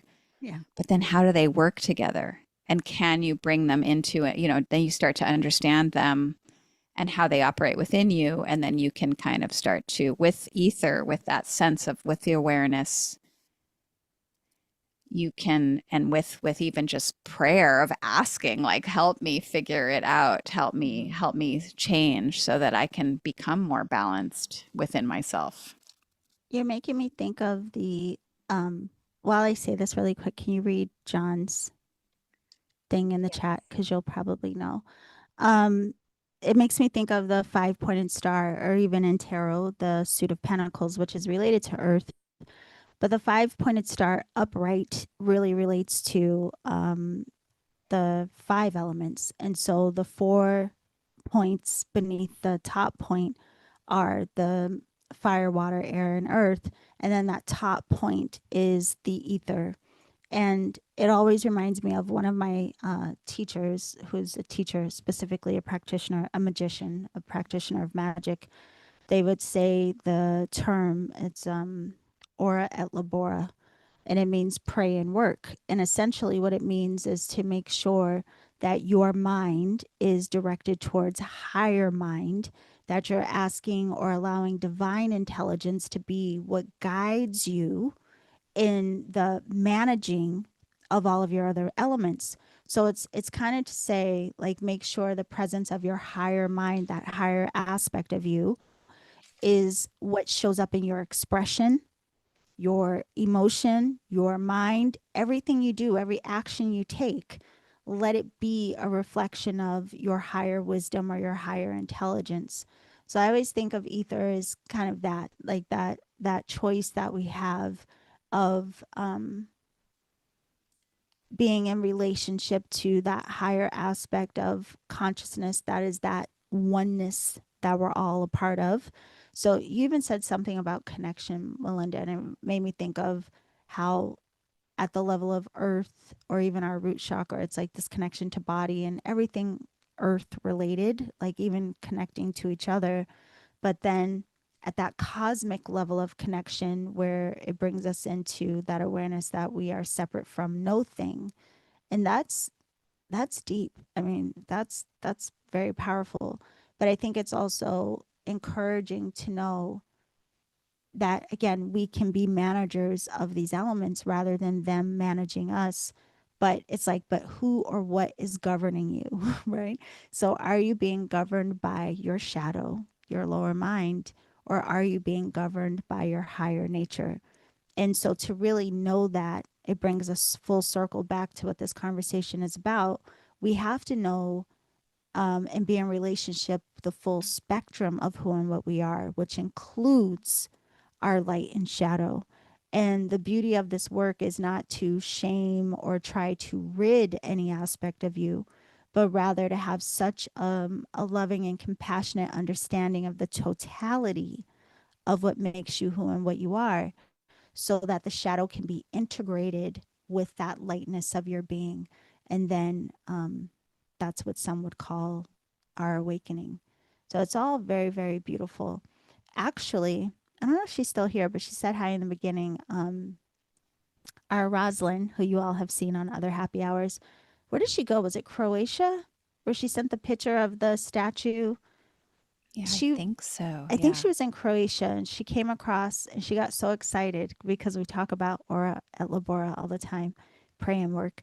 Um, and she came across a statue and it was a statue of like a saint, I believe, and they had a book that they were looking at. This is what the statue was. And when she went around to see what was engraved in the book, that's what it said. That's all it said was Aura et Labora.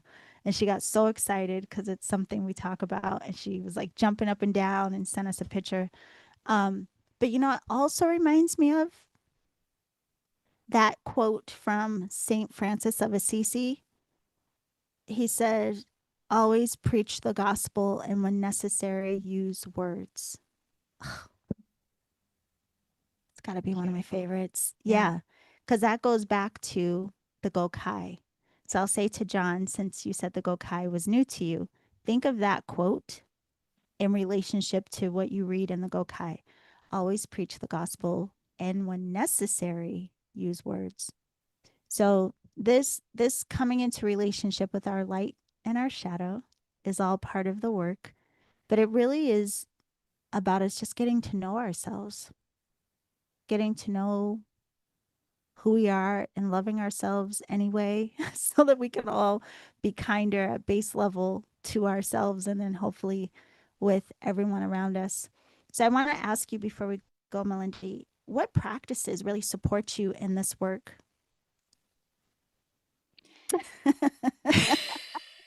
Did you wait? Yeah. No, before, no, the chat room. What? Sorry, John What? is funny. But did you know anything about what he was saying about the existence of the elements? Well, I mean, the Greeks came up with everything. Of course, the Egyptians were probably first, but Yes. the agree. No, but I don't have the exact, like, I'm sure Plato had something to say about it, Yeah. but John can You'll enlighten send us us down a further. rabbit hole of Yeah, don't send study. me, Yeah. I'm sure, yes. Um, but in terms of practices, Yeah. so many. I mean, as I said, I I am a Reiki practitioner and I do chant the Gokai every day.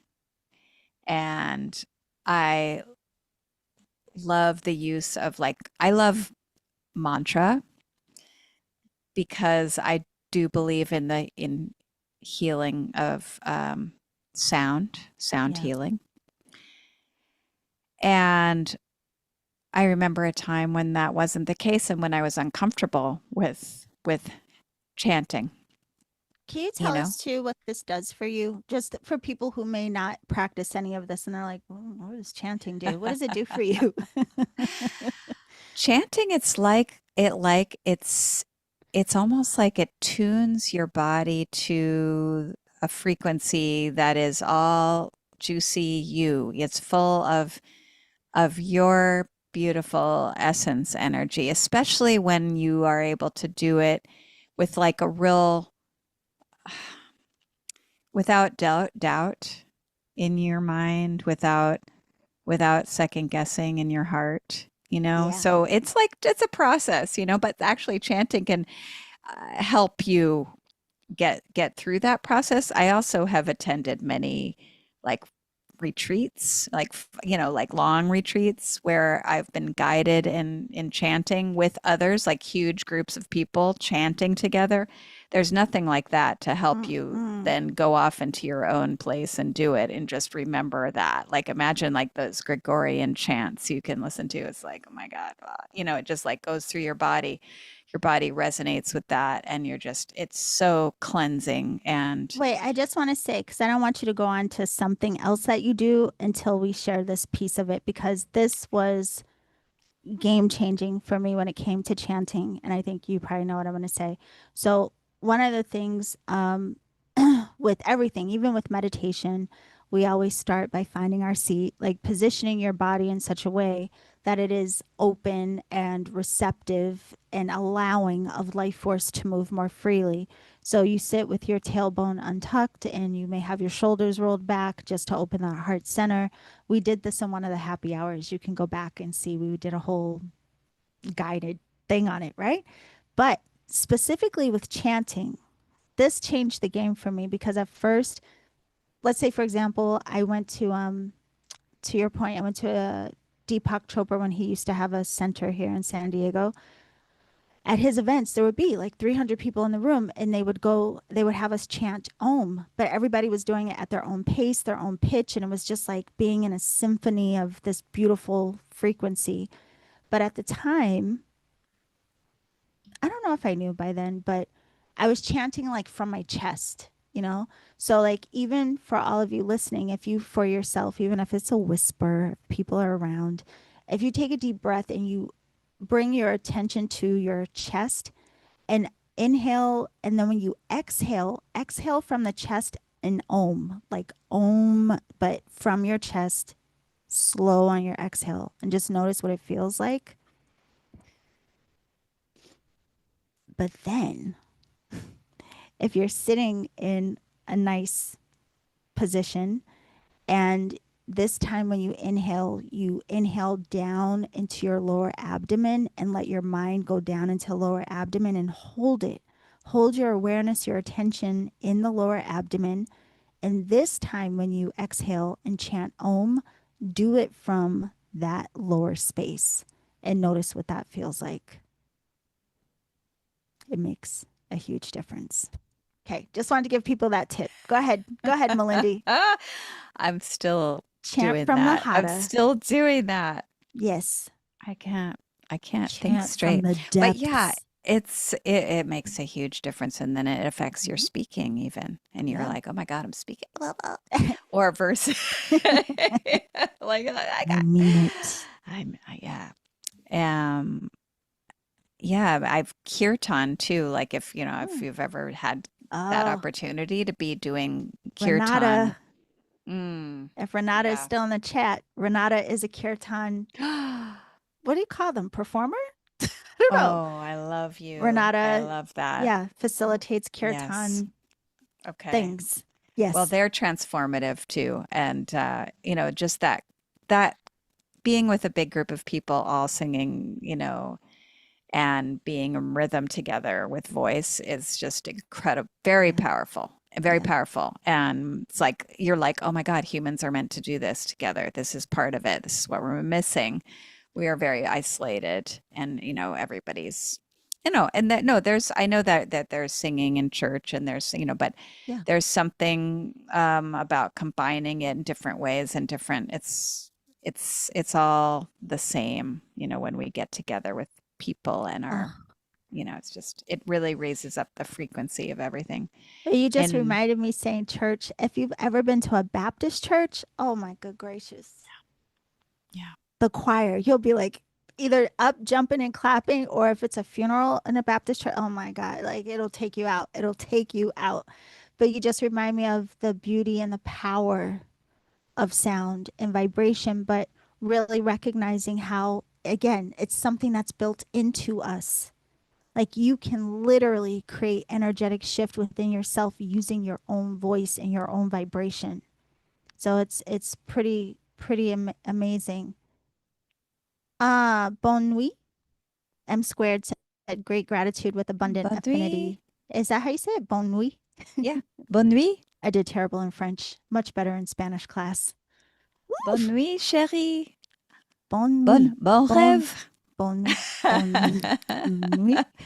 Bonne nuit, Mon chéri. ma Okay. chère. What else do you practice, baby love? Okay, so as I mentioned before, I practice Qigong.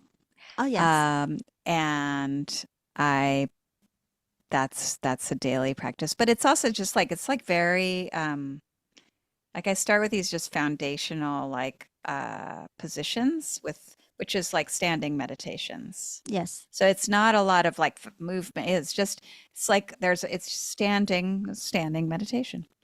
And then that'll I do breath work because breath work, I mean, for me, and everybody's really different. You kind of put together your thing, based on what I've tried many different modalities, and breath work really helped me personally, my nervous system, my body Me too. really, yeah, it went through, it really loved and was very transformed Can you by talk breath about work. this? Because I want to make sure, I'm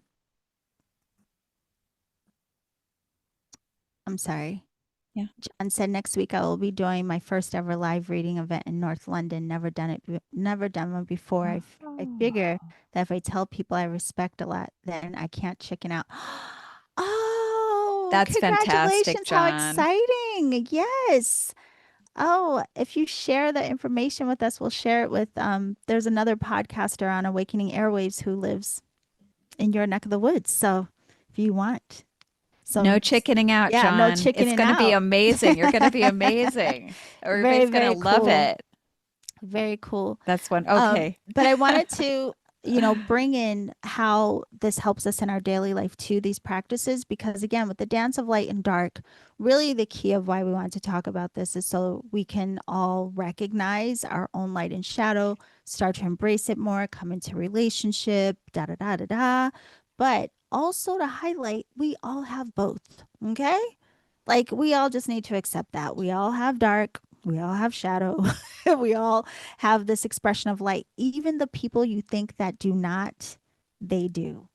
And if you go with the belief of we're all one and we are all of one divine intelligence, it can only be so that that divine spark of divine intelligence emanates within all beings, no matter how aware of it we are or not. But we all also have shadow and different elements of this crazy human journey that we're working through. So we just wanted to talk about it, to put it out there so that we're all more relaxed, I guess, in our journey and working with all these different elements that we are comprised of. So your breath work, how does that help you in your just like day-to-day exchanges? Yeah. I mean, in the morning, I like to set my energy at a certain, I feel, how you say, equanimous. I am in search for myself of this feeling of equanimity within my body. So Mhm. I know when I am, if I haven't done it, Yeah. for example, like I feel it and I know and I don't want to go through my day and like spill my shit on other people. Yeah. But if I'm doing everybody a favor by doing my self-care morning practice, breath work, qigong, all of the mantra, just like to really get my nervous system feeling really as neutral and as balanced as possible. And it helps me all through the day. Like it's magic, Yeah. really, because you notice then when you're off really much faster. Yeah. So if somebody, for example, if I get nervous about something or an interaction that I have to have with somebody or that I'm going to have, or even in the course of an interaction, like I can really sense myself in, and my nervous system and like just I'm able to self-regulate in those moments and like micro manage my little volume Yeah. on my dial. And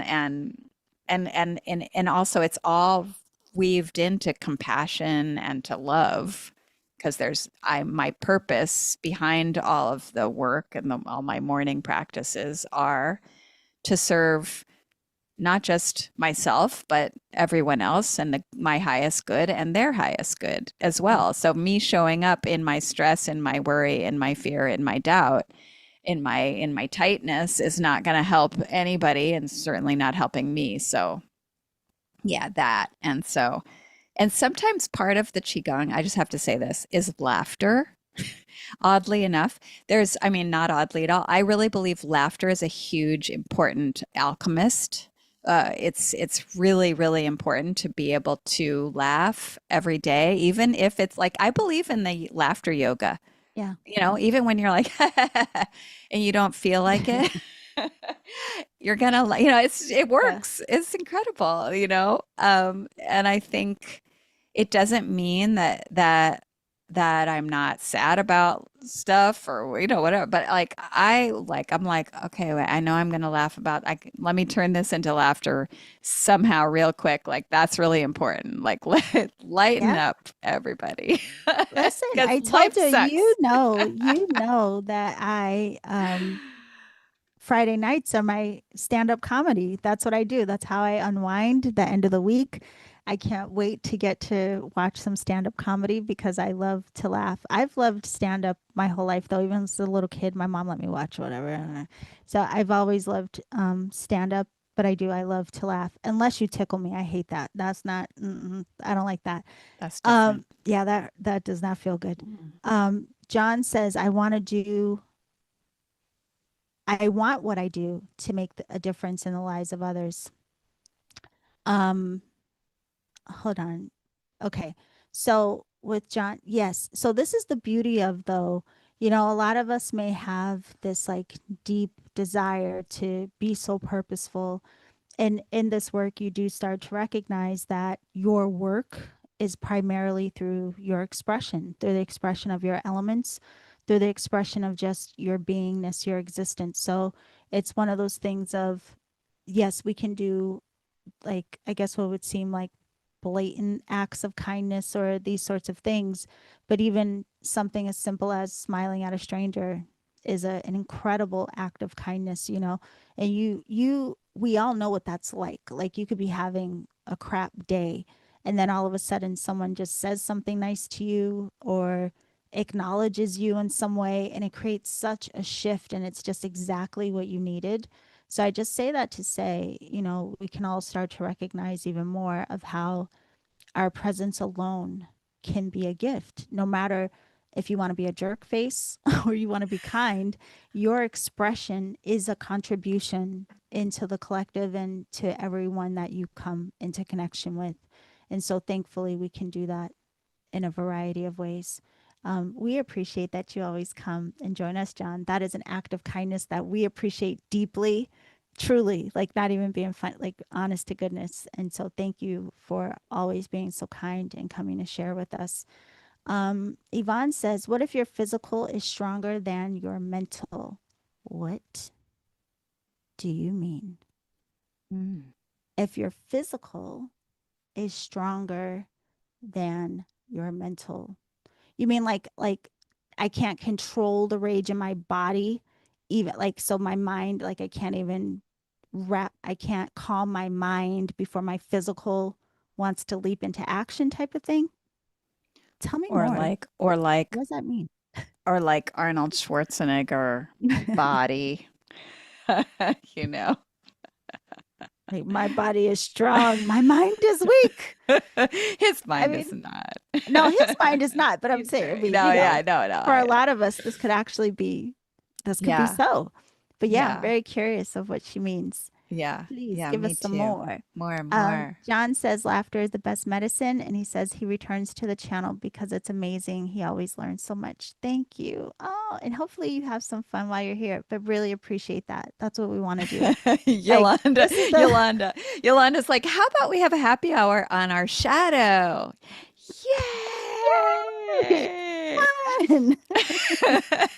No, but I mean, honestly, because of everything, I mean, look at the world. I mean, good gosh, like we're Yeah. seeing a lot of expression of people's shadow in various forms. And so it's like we have to have honest conversations about what, this is within all of us. But again, how we can be in relationship to it and how we can understand just our humanness a little better. Um, but going back to what you said about the breath, for me, one of the greatest things, oh, we'll get to Yvonne in a second. One of the greatest things I love about breath work, especially with meditation, is it helped me recognize, I would say, the way breath directly corresponds with the state of consciousness we're in and the state of the body. So I recognize if I do slow, deep, intentional breaths, I'm going to be more grounded, more calm. My body slows down, the mind slows down, everything gets very like grounded and present. Whereas if my breath is a little more elevated and gets a little more light, I can easily shift into altered states of consciousness, such as like alpha or theta, which puts us into those more meditative and intuitively receptive states. So I love it because it shows me, again, something about my function, but also my breath work helps me in real time interaction. So when someone may say something that's triggering to me, now it's like an automatic that I know like my breath will drop to bring me into a state of more presence, more calm, so that I can respond with more clarity rather than just being reactive. So breath work has been incredibly useful in practical ways. Yeah. So Yvonne says, my physical makes things happen, my mental takes more time. That's interesting because you could send us down a whole nother rabbit hole on this, but the physical is like driven by the mental. Do you know what I mean? So unless you're talking about magic, do you mean like what Mm. do you call it? Like telekinesis, like you're making things happen out in the physical world, but even that would involve the mind. But the the choice, this is why even with the light and shadow, we have a light and shadow side of mind. That's what's so wild, right? So it's like one aspect of mind may not be, we'll say, in alignment with another aspect of our mind. So even if on I make the choice of I'm going to be kind to this person, that's a conscious choice. Let's just say that say I don't like this person and there's a part of me that doesn't want to act in kindness. That part of my mind, I'm just letting it take the back seat. Like I'll work on that part of my mind later. But for now, I'm letting the lighter side of my mind decide and make the choice. We're going to be kind anyway. And then for the part of my mind that might be slow to the party, we can work on that in the background. So, yeah, I mean, I think that's what she means. Not sure, but she said indeed. So I think we checked that No, box. that's interesting. I mean, Yeah. it is. It makes me want to know her astrological chart. I know you She said is a Capricorn. Capricorn. She So has there's Aries rising and a Gemini moon, and she has Mercury in Capricorn. so Mercury Yes, and and Sun. Sun, Mm-hmm. which is like that is so interesting.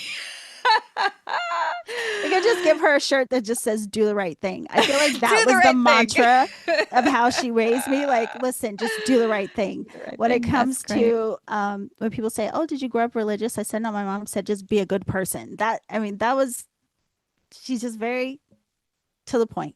Yeah. Do the right Yeah. thing. Be a good person. End of story. Yeah. That's all you got to do. Well, that sounds like a good mental state. You know, you have it's a Ah, strong mind. That's a yeah. strong mind. But thank goodness we have these tools to help us Yeah. try to be Yeah. better at it because, Yeah. it is. I mean, the dance of light and shadow, it shows up for us every single day, whether it's us that's having a bit of a tug of war, or we're just witnessing other people in their tug of war. Like we are living in the realm of light and dark. We're living in the realm of duality. And so instead of just feeling like beat up by it or mad about it, again, we have this opportunity to understand it, which is part of our human nature. And so when we come into a different and deeper relationship with it all, it helps us to then become managers of it all. And a result Yeah. is our healing that we always talk about.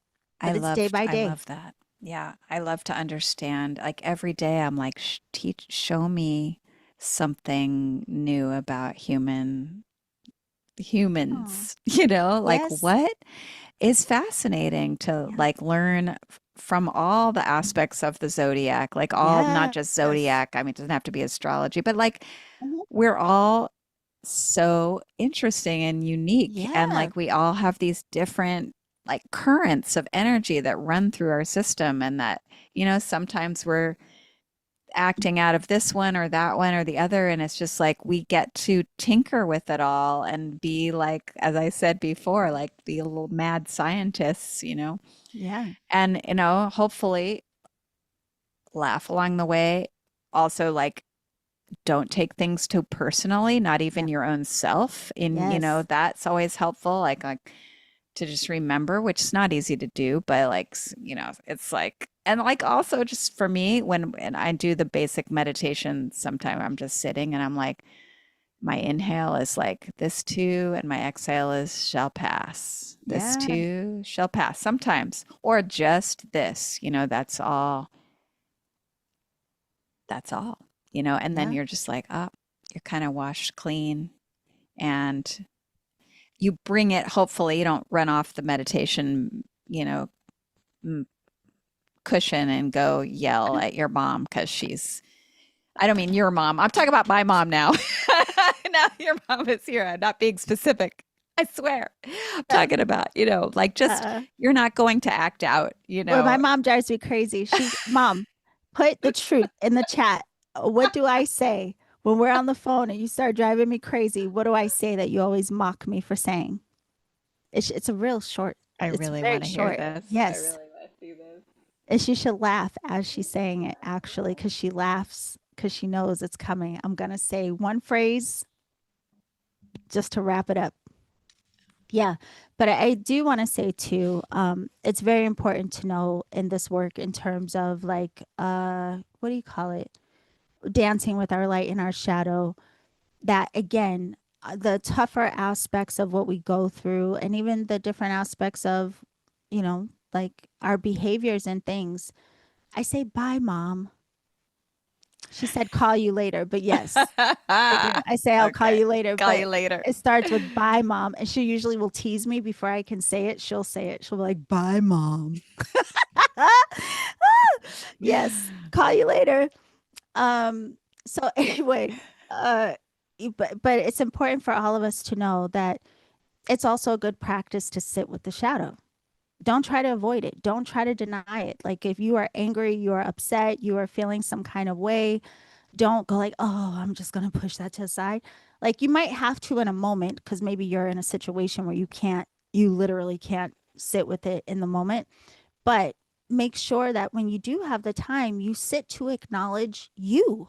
Acknowledge what you feel. If you want to cry, cry. If you have to go take a walk to let it move, go take a walk, right? This is none of this is to say to avoid any aspect of us. It is more so to start acknowledging ourselves and being more mindful in how we allow all of our elements to move.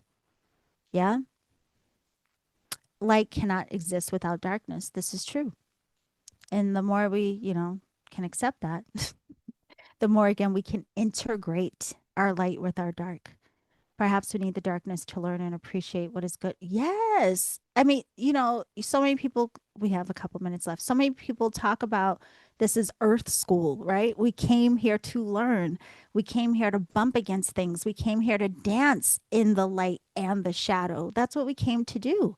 And all of it is for the benefit of our learning. So once we start to accept that more, then we can start to have healthier relationships with ourselves and each other. Robert said, thank you both for a great discussion. Thank you for joining us, Robert. Robert Thanks, is an Robert. alchemist in the alchemy circle. So good to see you, our alchemy brother. Um, We also have in the chat, if we can appreciate that, then perhaps we can use that to make the world a better place. That's what we're trying to do, John. One breath at a time, one choice at a time, one acknowledgement of our shadows at a time. Hmm. What a journey it is. So before we wrap up, we have reached the 2 hour mark. I want to say thank you to everyone who joined us. I love that we're having these conversations together and that you all are contributing. But also want to check in with you, darling. Your Athena episode is coming out on Awakening Airwaves this week. Yes. You have a big dance event coming up in New Hampshire. I mean, life is lifing. Yeah, I'm excited. Athena has been with me, well, my whole life, really. If you want to learn about the goddess Athena and Yeah. more than just the surface level of her as a goddess of wisdom and strategic warfare and weaving, but like how is she an alchemist? That is what I'm going into on the next podcast. I'm very excited because honestly, really she's incredible. She's incredible.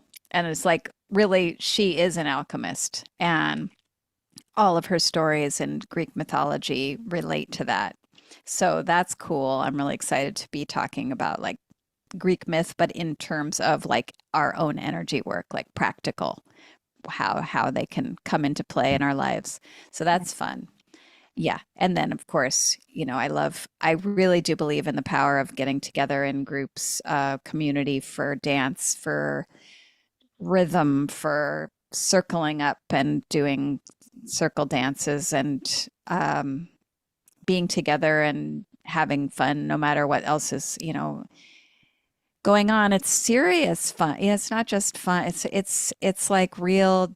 That's what we're meant to be as humans, is coming together that way in Yeah. circles and circle dances. So like I'm that's the way that I grew up, and it's like what I'm doing now with my life. And in addition to this, and spending time with this beautiful Yolanda Williams, this incredible mind I've learned so much from, and thank goodness, because my watery mind and speech is going to be flowing all over the place. I And thank know. God she can put it into like the perfect, you all are witnessing it yourself. Like she just gets to the ground of really the most practical kind of container of what it is we're talking about. And so like it's such a delight to be in conversation with Yolanda Williams of Reiki Oh, Radio. I honey. am like, woohoo!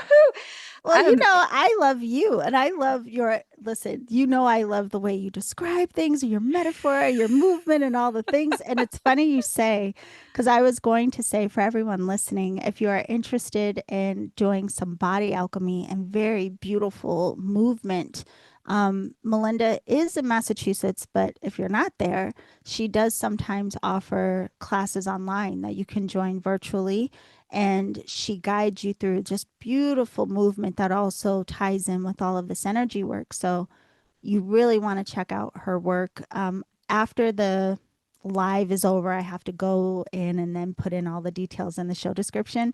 So if you wait, check back tomorrow and you can see everything in the show description. I'll have the links to her work, her upcoming podcasts. If you can go to Awakening Airwaves here on YouTube, and you'll see Mythic Mel is there, and as well as other people you've seen here in the happy hours. But I have to thank you so much, honey, for coming to have this conversation tonight. It was a lot of fun as always. And John says, another Friday where I said that I would watch 1 hour. I'm happy to say that I failed again. I successfully failed at it, to put a positive spin. Was it worth it? 100% yes. Oh, that's We so sweet. love that you stay up Can't so believe how late late. you stay up. I Can't know, believe I it. know. Oh But my we really gosh. appreciate all of your contributions. So thank you all so much for everything you shared. Even if you didn't chat in the box, just thank you for being here with us. Let us know what other topics you would like us to explore in happy hour. We will be doing some daytime lives on our Reiki class channel as well in the near future. Next time, we might explore this whole empath thing because that came up earlier. Um, Also, there's a couple of ideas we have, but anything that you want to recommend, just be sure to email with us and we'll put it on the list. All right. Yeah, thanks everybody. I love seeing all of your names and comments and just like hello. It's Yeah. awesome. It's so Yeah. fun. It is a lot of fun. Well, I love you, Melindy. I love I all love of you you. here with us. And yes, Mom, I will read your cards tonight. She sent me a private message. Yeah, get I to the will do bottom of it. that. I know. Yes, I will read your cards tonight. Okay. Well, I love you all